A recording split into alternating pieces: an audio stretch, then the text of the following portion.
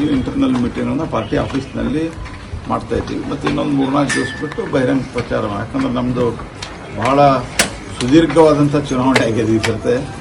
ಸುಮಾರು ಇವತ್ತಿನಿಂದ ಲೆಕ್ಕ ಹಾಕಿದ್ರೆ 50 ದಿವಸಕ್ಕಿಂತ ಹೆಚ್ಚಿದೆ. ಹಾಗಾಗಿ ನಾನು ಆ ರೀತಿಯ ಪ್ಲಾನಿಂಗನ್ನು ಇವತ್ತು ಮಾಡ್ತೀವಿ. ಬಟ್ ಬೇರೆ ಬೇರೆ ಚುನಾವಣೆಯ ಸಂಬಂಧಿಸಿದಂತೆ ಬೇರೆ ಬೇರೆ ವಿಧಾನಸಭಾ ಕ್ಷೇತ್ರದ ಕೋಆರ್ಡಿನೇಷನ್ಗೆ ಸಂಬಂಧಿಸಿದಂತೆ ಏನೇನು ನಮ್ಮ ಕಾರ್ಯಕರ್ತರು ಮತ್ತು ಪದಾಧಿಕಾರಿಗಳನ್ನು ಕೂಡಿಸ್ಬೇಕು, ಅವರೆಲ್ಲರನ್ನು ಇವತ್ತು ಕೂಡಿಸಿ ಮಾತುಕತೆ ಮಾಡಿ ಅವ್ರಿಗೊಂದು ಡೈರೆಕ್ಷನ್ ಕೊಟ್ಟು ಕಳಿಸ್ತೀವಿ. ಯಾಕೋ ಈಶ್ವರಪ್ಪನವರು ತನಗೆ ಯಾಕಂತ ಕಾಣ್ತಿಲ್ಲ ಸರ್? ಅಲ್ಲ, ಈಶ್ವರಪ್ಪನವರು ಈಗ ಇನ್ನೂ ಭಾಳ ದಿವಸ ಅದ. ಅವ್ರದ್ದು ಚುನಾವಣೆ ಇರೋದು ಏಪ್ರಿಲ್ 26. ಅಂದರೆ ಸುಮಾರು 1 ತಿಂಗಳ 40 ದಿವಸ ಇದೆ. 40 ದಿವಸಗಳಲ್ಲಿ ಸಾಕಷ್ಟು ಬದಲಾವಣೆ ಆಗ್ತದೆ.